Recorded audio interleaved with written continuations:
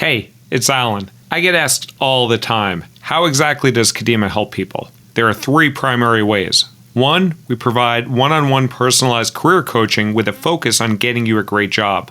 Two, we provide an online do-it-yourself course where you can work at your own pace.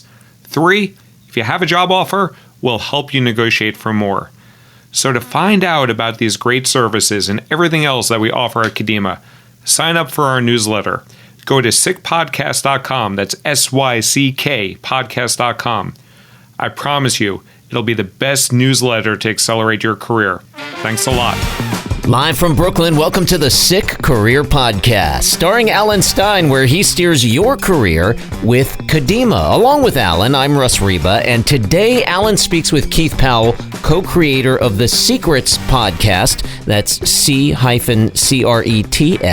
We'll hear about his career journey as a black professional from the automotive industry to financial director, so much more. He's a cool dude, but is he as cool as Alan? What cool stuff have you gotten yourself into since we last spoke? You went to Atlanta for some business travel, did you not? I did. And first off, Keith is definitely a lot cooler cat than I am.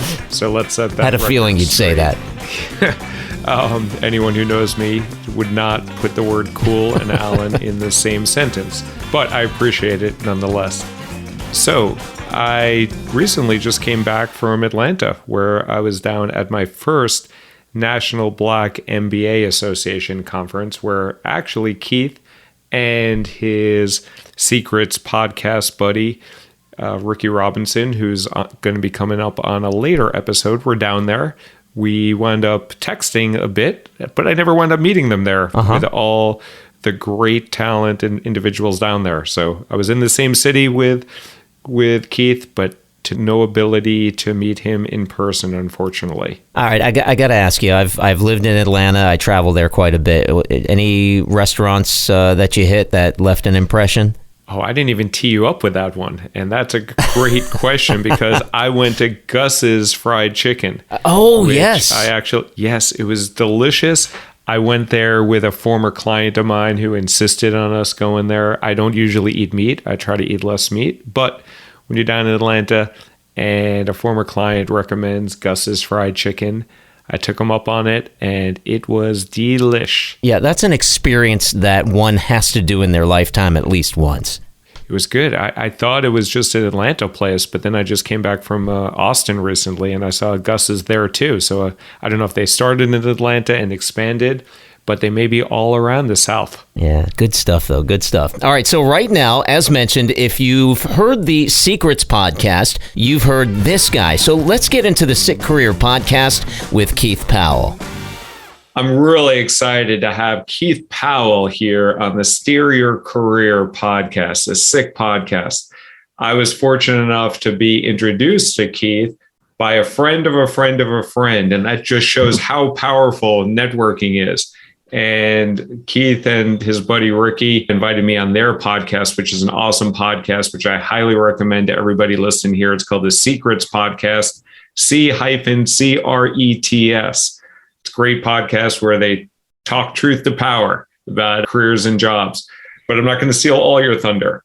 Keith, I'd love to hear a little bit about you and introduce yourself to the sick audience out there. Hey, Alan, thanks for having me on. I appreciate it a lot. And it's been great to get to know you over the last few weeks, few months as we've connected through mutual connections. So Secrets, I mean, really, Ricky and I created Secrets because we wanted to help marginalized and underrepresented employees, give them the tips and tricks and everything that they needed to actually bust through. Because we've seen so many times how people who are extremely talented, very capable, have done all the right things and they still can't bust through. And really our podcast was designed to help them understand that from that perspective. Yeah, that's awesome. And you've had a storied career. You graduated from Tech, was it? Or Yep, Virginia Tech, yeah. Tech, and then you spent a dozen years at Eastman Kodak. If people don't know on the podcast what Kodak is, they used to make cameras and print, actually physical prints of things. Talk a little bit about your career journey. And as you talk about why you formed Secrets, also what challenges you might have had as a Black dude operating in an environment that may not be predominantly Black or limited amount. Absolutely. So yeah, once I got out of B school, I actually started in the automotive industry in Detroit and did that for a few years, which was very interesting, working in a manufacturing facility, all the things that come with working in manufacturing. Then I actually went into chemical manufacturing, which is even more intense and even less colorful, if we will, for lack of a better word, if you catch my drift, and did that. And then I moved into Kodak, and I actually joined Kodak, which was interesting for me. I was 30 years old, got hired for a global financial director role at Kodak. And I think I was the first Black person in that role. And everybody that was in that role previously had actually had like a 30-year career. So a lot of these people have been as old as I was moving into the role. So that brought a lot of interesting challenges. People, questioning my credentials, my qualifications, capabilities, and also just carrying the fact that I'm Black kind of walking in the door as well, which was a new thing too. Because even Kodak, given all of its, pioneering around diversity and things like that, there still weren't a lot of people, Black people, in positions of power and authority. Most of the people of color worked on the manufacturing floor. At the end of the day, there weren't a lot of Black people in management, even though we had a very diverse population employee base. So, I worked in kind of a manufacturing environment for about 5 years at Kodak, kind of in this global finance role. Then I was actually tapped to be the chief of staff to our CEO, which is a very interesting piece. And we can talk about that a little bit more if you want. I went on then to lead our financial planning and analysis operations for Kodak, and then went on to be chief operating officer for our e-commerce business out in California. And that's how I actually moved from Rochester to California to be the COO for our e-commerce business, the Kodak Gallery. We ended up actually selling that off to Shutterfly after 4 years. And then I joined a company called Nortech, where I was a CFO for our technology business. And that was doing home automation, where home automation was all the rage. This was kind of just before Nest and Sonos and all of those guys. We were all competing to be kind of the first ones out in the marketplace with the home automation solution. And so did that work for a while, and then moved into private equity after that. And now I've settled kind of into education, the total different pivot. So as a chief operating officer in education business. So that's kind of a brief summary of some of my career there. So you've made lots of pivots, and impressive ones at that too. And you alluded to that you were tapped to be chief of staff. Yeah. How does one get tapped? And oh God, that's the magic sauce. But that's always that's the question for everybody. The first thing about getting tapped to be chief of staff is you have to perform. You have to perform at a very high level, consistently exceeding expectations in terms of the job. And you have to have a pretty good network, right? Because being a chief of staff is all about being sponsored at the end of the day. So my boss, as well as the CFO and a few other people who were on the executive team, had seen me in action on a lot of different projects and were impressed by that. And so that led to me getting the opportunity to be chief of staff to the CEO, because really that job is all about really picking, emerging leaders, who have the potential to be C-suite leaders, and basically giving them an opportunity to look under the hood and see how the sausage is made, and then kind of put them out into an operating role after that. So that job was super fun, super intense, and probably my favorite job I've ever had. How were you so fortunate to be tapped? So you said you were performing at real high levels. Yeah. A lot of people perform at high levels, I'm sure. Yeah. But what enabled you to be either seen or tapped?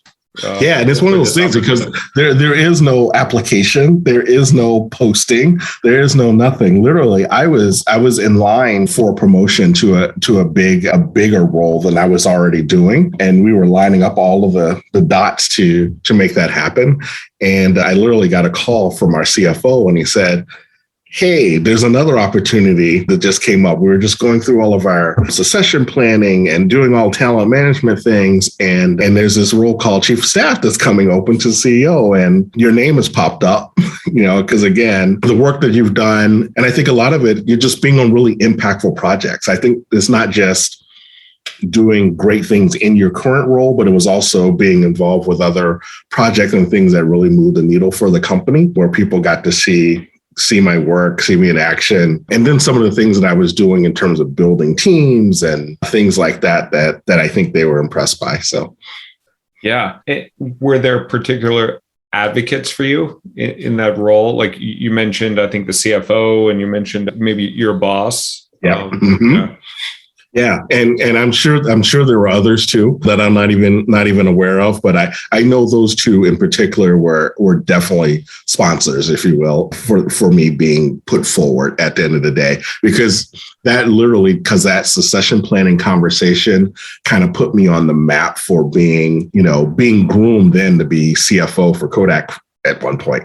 So, and that was kind of the start of the journey. So this was an opportunity to let me get under the hood a little bit, hang out with the C-suite team and get me more exposure so that I could then start to build my DNA to potentially become CFO at Kodak one day.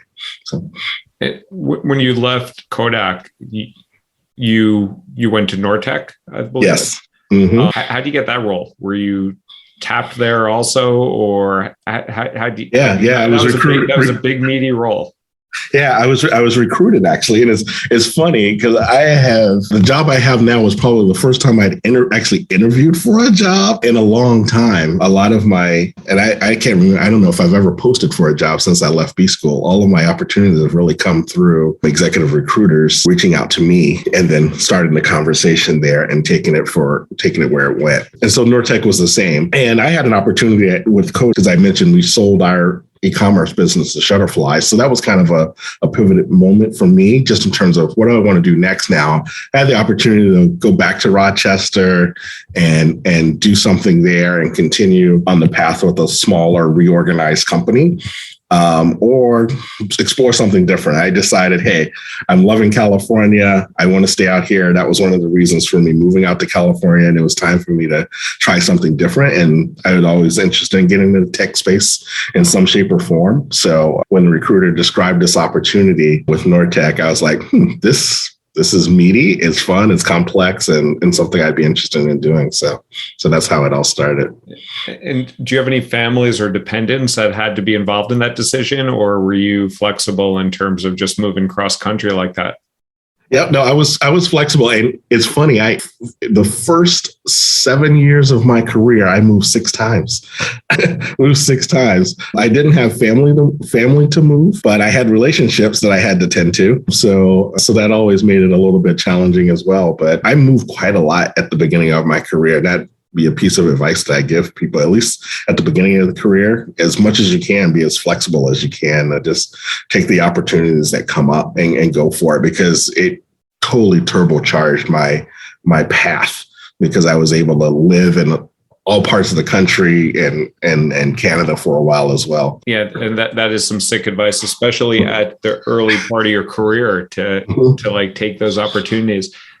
Did you solicit those opportunities, or did things just come like out of the air, or like it seems like a lot of things were exposed, like you were exposed to a lot of different opportunities along the way. And I don't know if were you taking intentional choices on these things, or it was just serendipitous? Well, actually, it was very intentional. When I first got out of B school, in my first job when I was working in the automotive industry, I didn't know I was being sponsored at the time, but like right out of the gate, I had a boss Mark Bolenbaugh, he was super, super invested in me for some reason. And he's like, let's put together like a 10-year plan. We're going to put like a 10-year plan together of what it would take to kind of get you from like this entry-level financial analyst role to be a finance director, right? And that meant that I started out at our automotive headquarters in the role, kind of in our FP&A area. But he was like, you're going to have to get out of the headquarters. You're going to have to go work in a manufacturing facility for a while. You're going to have an overseas assignment. You're going to have to work in a business unit, et cetera. And so I'm going to help make sure that you get all of those experiences so that you're ready to be a finance director within 10 years, right? And so that kind of laid the foundation and the groundwork. So I literally stayed at headquarters for about 15 months. Then Mark moved me to a manufacturing facility in Ohio. Unfortunately, he ended up leaving the company while I was at the manufacturing facility, but he handed me off to another person to continue kind of that sponsorship journey. But that kind of laid the foundation.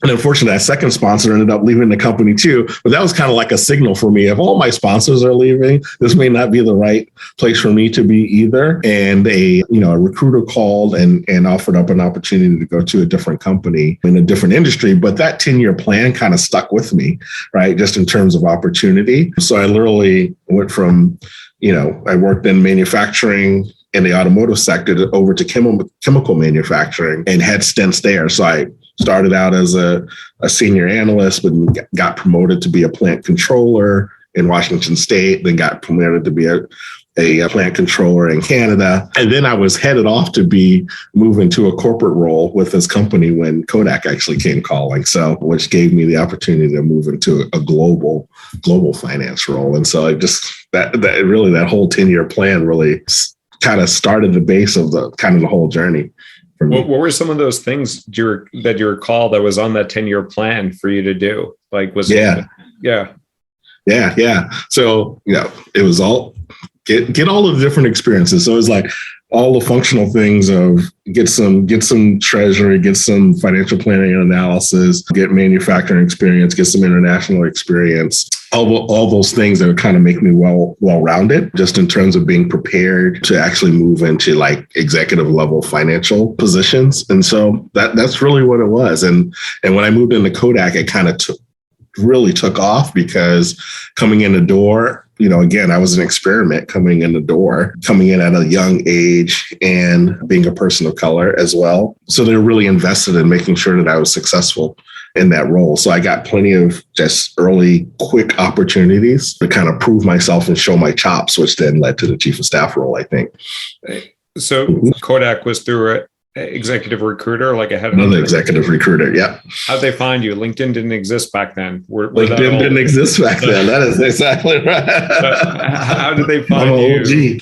OG. So, I mean, the old way of recruiting wasn't through LinkedIn. It was really through people referring people, right? So it was really a networking business where somebody heard your name from somebody else, and then they would reach out and kind of connect the dots, right? So I'm sure somewhere along the line, someone passed my name along to this recruiter, and then they reached out. So. And you said your current role, where you're COO of the Athenian School. Talk a little bit about what your role is there as a COO and what the organization is, and also what drew you to it. You mentioned that this is like one of the first things that you ever had to interview for.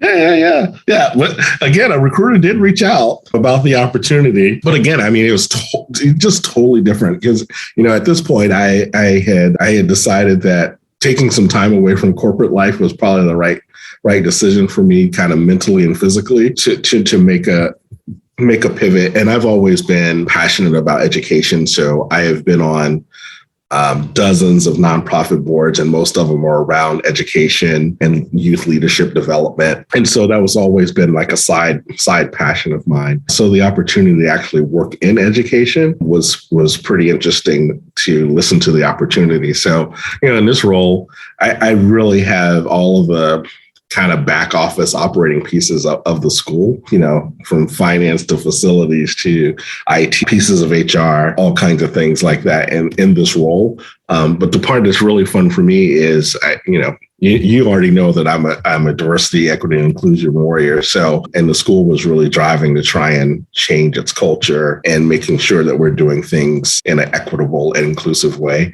And so I was really passionate about having the opportunity to be able to drive some of that as well in this role. So that was really the sticky piece for me. What's it mean to you to be a DEI warrior? Yourself? That's right. Yeah. What's that mean to you? Yeah, I think for me, it's really about, again, as we started this whole conversation, it's really, there are a lot of talented, capable people out there, and they just need an opportunity. There's a lot of people who are underpaid, dismissed, just all of those things. And so the ability to be able to level the playing field on all of that stuff, really critical.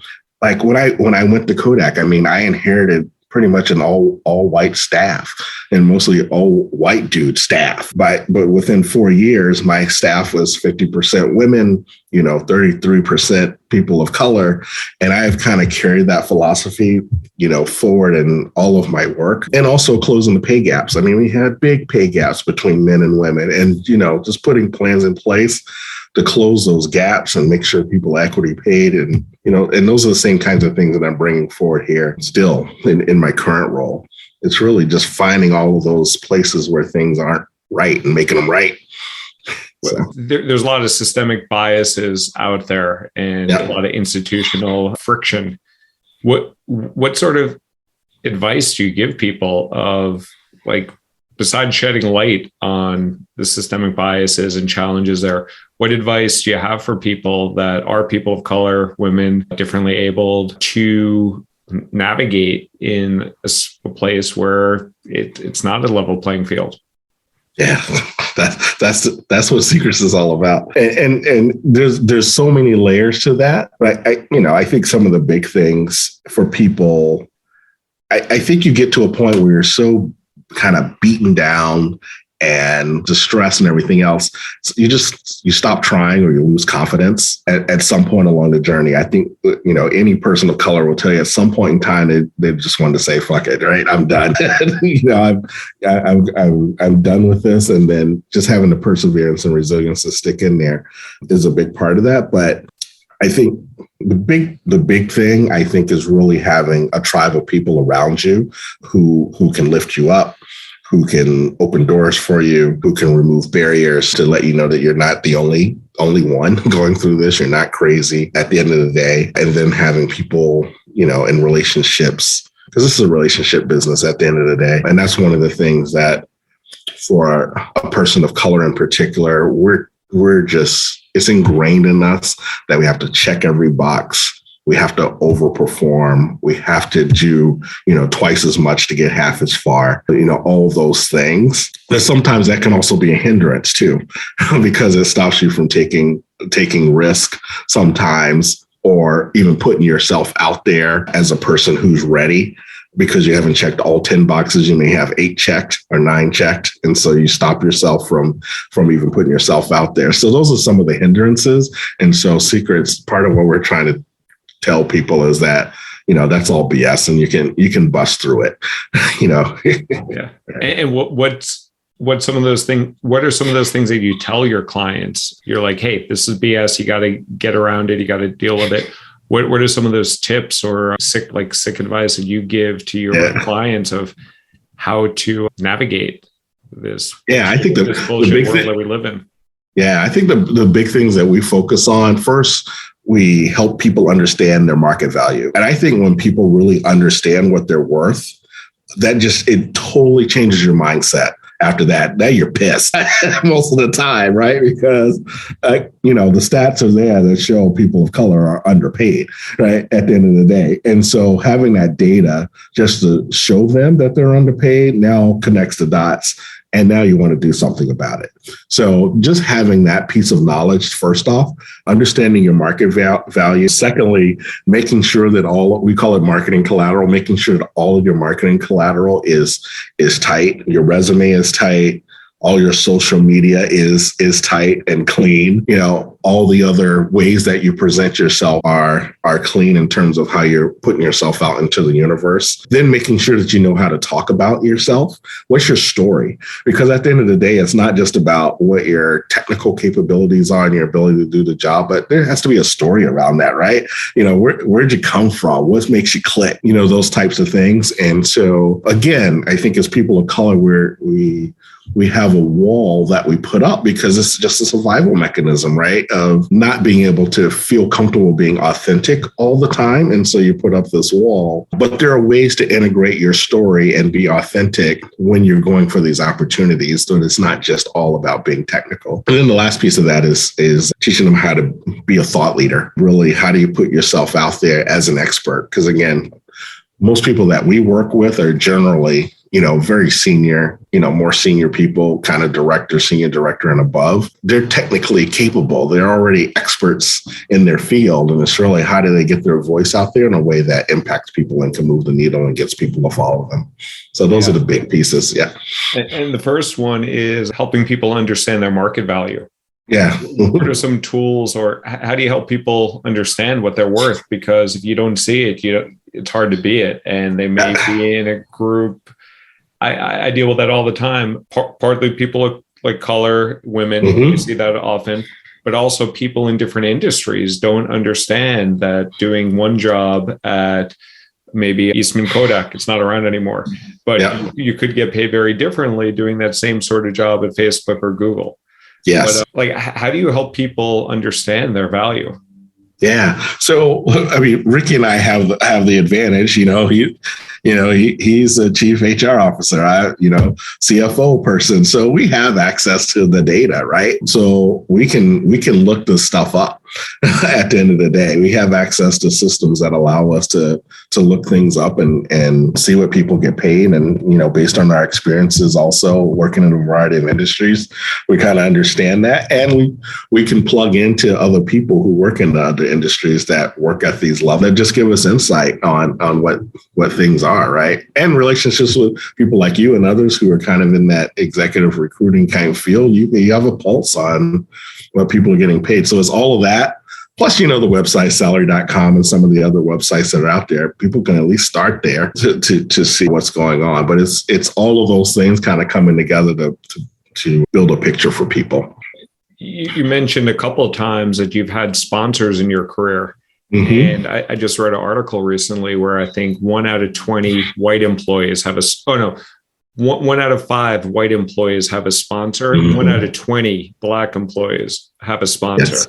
And I wouldn't be shocked if it's even more drastic of a different. But how did you, having sponsors, having advocates in your career has definitely paid dividends for you, or receipts, as you guys call it, with secrets. How did you manage to be one of those 20 people that had a sponsor? And I'm guessing those numbers were even worse back when you were in Rochester, New York. And so what did you do special to be one of those? We always tell people the sponsorship is like the secret sauce. That is like the biggest connector to people being able to move from upper senior management, middle management into the executive ranks, right? It's that sponsorship piece. But I think for me, part of the secret sauce, again, we always say you got to overperform. And that's the very first thing. You have to overperform. It's not about your job description or any of that crap. If you're not performing and if you're not overperforming, you have no chance. So that's the first thing. Second thing is you have to find a way to find something that you're passionate about that the company is also passionate about. And a couple things that I did, like when I joined Kodak, and I know this is one of the reasons that they actually hired me, because the 2 prior companies I had worked for before coming to Kodak, they were basically GE spinoffs, right? General Electric spinoffs. And, Jack Welch and that whole story. So these spinoffs kind of had that GE way, the GE way of kind of training people, and they were very rigorous and robust about it. And so I had kind of been trained in the GE way and some of their kind of process improvements and things like that. And Kodak was right at the beginning of starting some of those process improvement programs. And so when I, talked about the fact that I was already trained in that and an expert in it, and I could bring that to the finance function, light bulbs went off. But then I exploited that basically by creating trainings for finance people, by putting continuous improvement projects in place in the finance function and outside the finance function. But those all gave me high visibility within the organization in terms of doing things that the company was very passionate about. And it was also something I was very passionate about. I was also very passionate about doing things in the community.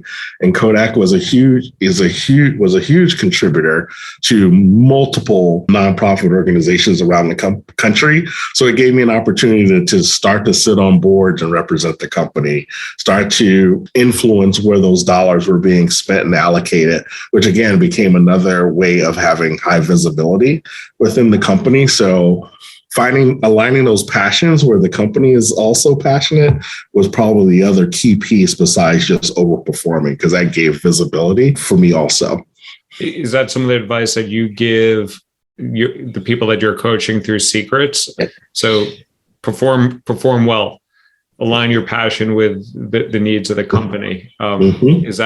Is that something that people can learn and improve on? Like, do you see absolutely constantly sponsorship and then gaining sponsors through this? Yeah, because it will come if you do those things. And I think the aligning the passion piece is the part that really people don't think a lot about, because it's like my passion was really around continuous improvement, which is or around teaching people, or around being involved in the community. That has nothing to do with finance or operations, technically, right? Again, so we get caught up in the technical aspects of the job. These are all really like the quote unquote soft pieces, if you will, but those were passions of mine. And I was able to weave those passions into my functional role and make change. Right. And change that the company cared about. And so I think once we reframe that for people around the passion and how you can tie that actually into the work that you do every day, that's where the light bulb starts to go off, because people understand the performance piece, but it's really that, finding those soft skills, if you will, and bringing them to light. Yeah. Going back to another thing that you said earlier, when you were at Eastman Kodak, you said you joined the team, there was like 0% people of color. And I think you helped raise that to like a third or something like that, if I recall the number properly. How were you able to do that? Yeah, no, I know it's a great question. I mean, at the end of the day, I saw a lot of capable, talented people who were underemployed, right? So it wasn't that they weren't there, like in my function, that they weren't there in finance, but they're all like in very junior roles.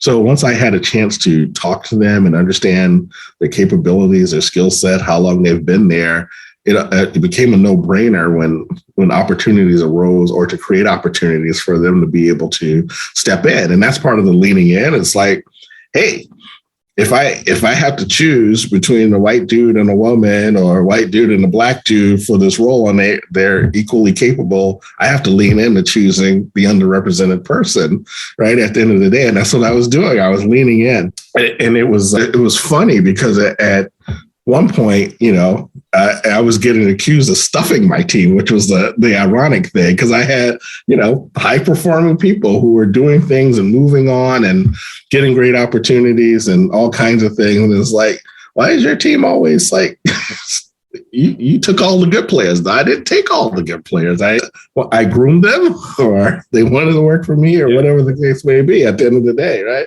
So it's that was a funny and ironic conversation that was going on.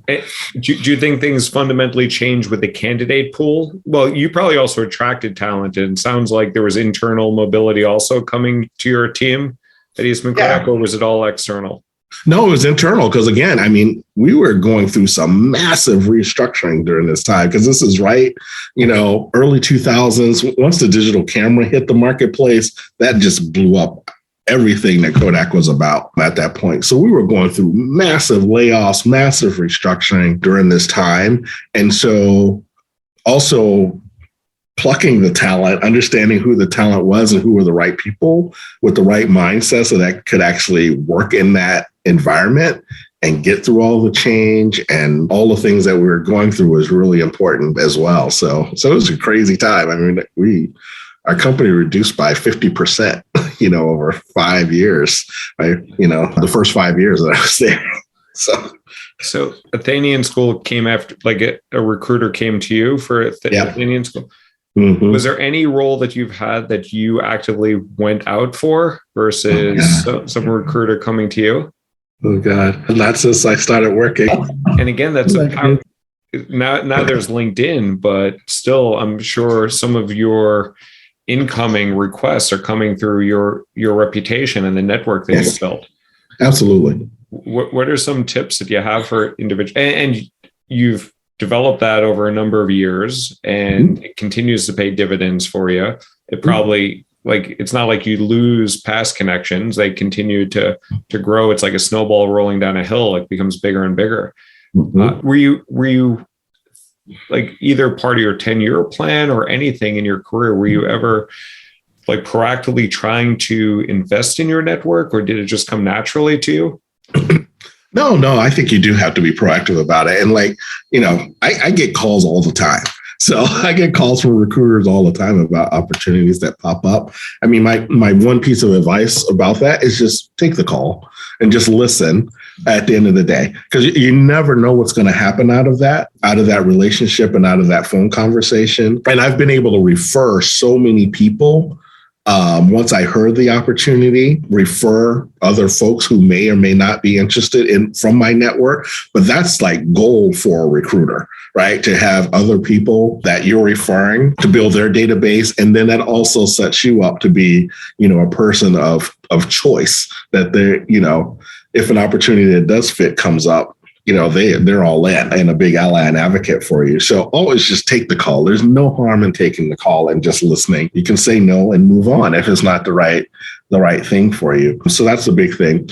And yes, the networking part of it, there's definitely some intentionality around building a network as well. And I actually had a matrix, that I was using for a while that just said, what are areas of things that I have curiosity about, and who could I talk to go learn more. And that proved to be valuable just in terms of just kind of building networks and things like that. And then I also, like, when I start new jobs, I make sure that I have one-on-ones with as many people as I possibly can meet who are willing to meet with me, just to figure out, what is it that you do?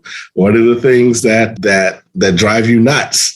Is there some way that I can help you in my role? Just some of those questions that people probably never get asked, but it has a way of just kind of building a little bit of a network and getting people, to know who you are. Yeah. So there was a really sick piece of advice that you said there, and it was also aligned with what you told me earlier in your career about like taking the call. So the recruiter comes in, take the call. There's no harm being done there.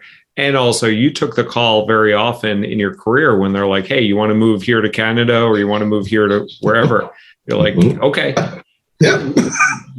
And I work with clients all the time. Well, quite often, where they won't take the call. They'll say, well, I don't know if I really want to work for Google, or I don't know if I want to move, or I don't know if I want to do this.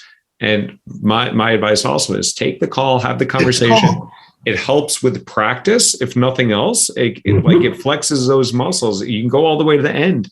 And at the end, if you don't want the role, you can say, well, if you give me $1 million, maybe I'll take this role, and they can give it to you, and maybe you'll decide to take it then or not. That's right. People feel like they're cheating a lot of times. They feel like they're cheating if they take the call, but you're really not. You're really just kind of exploring what's out there. Because again, 99% of the time, I'm either just listening and not interested, or I'm giving them a name of a person that I think may be interested. And even though, people will say relocation required, or you have to work in the office 5 days a week, or you have to do X, Y, and Z, all that stuff is negotiable at the end of the day. So don't get wrapped around the axle on a lot of that stuff. It's really have the conversation, see where it goes. It's going to be fine. Especially if you already have a job, you have a job. So it's like, it's okay. You can say no, but there's no harm in kind of, flirting, if you will. That's so true. And when people do have a job, when they have that BATNA from negotiation, the best alternative to a negotiated agreement, they have something, then they're going into that interview or that conversation with a place of power. Yes. They're not desperate for it. They can only they would only entertain it if they are getting something better than their current situation. And you also mentioned another, you're just dropping so much sick advice here. This is like a record on the sickometer, I think, for one of our sick podcasts. But you also mentioned that everything is negotiable. And I think that's a bit of exaggeration, but pretty much most things are negotiable. So talk to me a little bit about, through your career, things that you've successfully negotiated for, and some tactics that you've taken to achieve those successes, like whether it's in jobs or promotions or yeah, like how have you effectively negotiated for things in your career?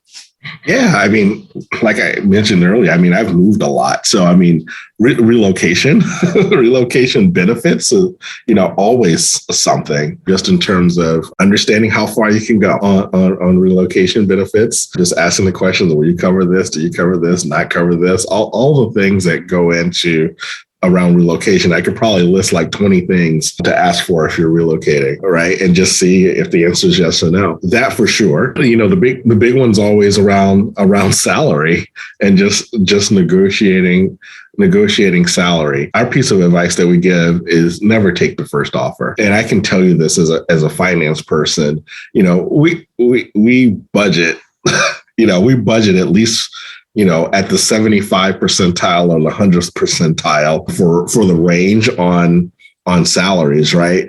The offer is usually going to come in at 30 to 50 percentile. That first one, most of the time, right? It just is. And so you can always ask for more, and there's no harm in asking, just asking. They already love you. They're in love already. So they're not trying to, have a rocky start or bad relationship at the outset. So no one's going to be offended about you asking for more. If the answer is no, the answer is no. But most times, and the statistics show this, when a person asks, they get somewhere between 3 and 7% more. Yeah, I just had a client I'm working with, went from 400,000. Now she's near 550 to 565. Mm-hmm. And I think she finally agreed to the offer, but that's how much negotiation there potentially is in some of these roles. Have you ever had a situation? You mentioned there's no harm in asking. Have you ever had harm in asking or negotiating? Have you ever had an offer retracted from you or any negative outcome of trying to negotiate? I never have. So again, the answer could be just no, we can't do that, or you get an alternative, and that a lot of times could be most likely what happens, especially when you get to senior levels. It's like, no, I can't give you more long-term incentives, as an example, because that's all kind of governed by the incentive plan. It's approved by the board and blah, blah, blah, and they have certain allocation. Got it. But I can't give you that. But what I could do, maybe I can boost your short-term incentives by 5 or 10%, or I can give you a little bit more salary, or I can give you more vacation days or something. And so a lot of times the answer may not just be a hard no. It'd be like, no, I can't do this, but I can potentially do this. So that's why it's always important to just ask the question. Yeah, we have a few minutes left. I do want to cover, you've had a very successful career as a Black dude. And it's not an even playing field. Yeah. What are some of the challenges that you've seen in yourself that me as a white dude, other people don't see? That, like, you've had a phenomenal career. I'm sure you've dealt with friction that I wouldn't deal with. What are some of those extra barriers or hurdles that you've had to navigate through your successful career? Yeah, it's a game, right? And people have probably heard terms code switching. You have to be a master at code switching, which means that who you may project in the workplace may be different than how you project in your real life. That is a very real thing for women and people of color. And so I'm a master. I have a PhD in code switching. but that's extra energy that you need to invest. But it takes a lot of extra energy to do that at the end of the day. So you have that. There's the constant kind of microaggressions, particularly around capability and ability. Do you actually deserve to be in the room? You're only here because you're an affirmative action case. There's just all those dynamics and kind of those microaggressions, micro insults that happen in and out on a daily basis. And then I just think, again, and you mentioned it too, I mean, the statistics show, I mean, it's the sponsorship part of this is real. That is how you get into the executive ranks. It becomes relationship after that, to bust into the executive ranks. So those relationships, people are just comfortable with who they are comfortable with. Most people are just comfortable around people who look like them.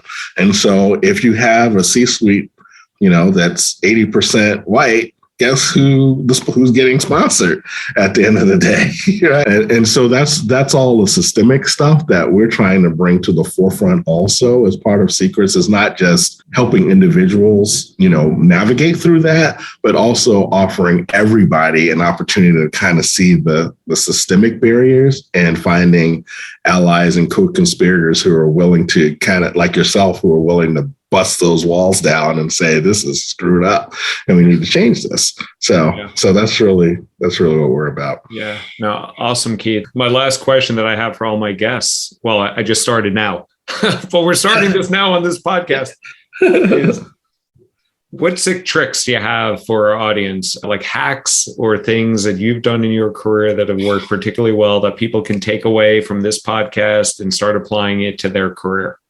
Yeah, I think the one I've mentioned before was aligning your passions with the company goals. It is so powerful to do that, and it can make a big difference. The other thing is really just managing the hell out of your employment development plan. That also has been a big thing for me, right? Isn't both my employee development plan, but also what are my goals and objectives. I would hold my boss's feet to the fire on that all the time, right? So every one-on-one, I'm coming in there. Here's what I've done.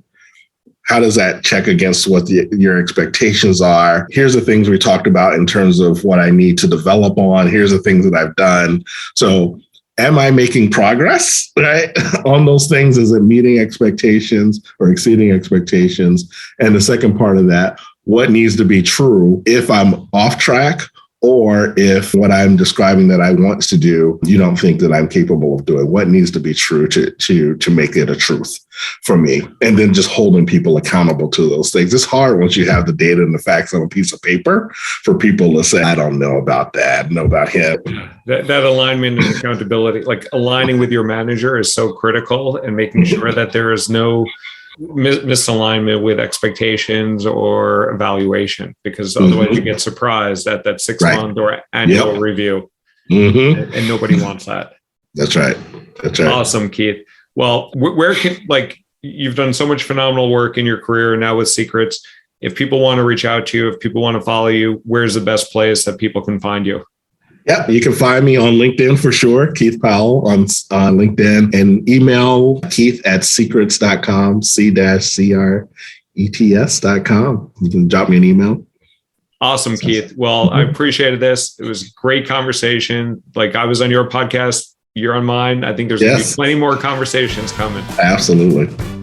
All right. Once again, his email is Keith@secrets.com, and Secrets is C-CRETS.com. A special thanks to Keith Powell for hanging out with Alan today. And of course, I can't begin to express the gratitude we have for our listeners for subscribing to the podcast and following the show. Be sure to connect with Alan at sickpodcast.com to get started on steering your career with Kadima. That's SYCK podcast.com. And the best reason to sign up for the newsletter is for the dog photos. Alan, what do we get to see in addition to the canine pics with the newsletter? Oh, you find great tips about how to accelerate your career. You hear about all different live events that I host. I like to talk, if you haven't figured that out yet. So there's lots of events that I host, that I join other partners with.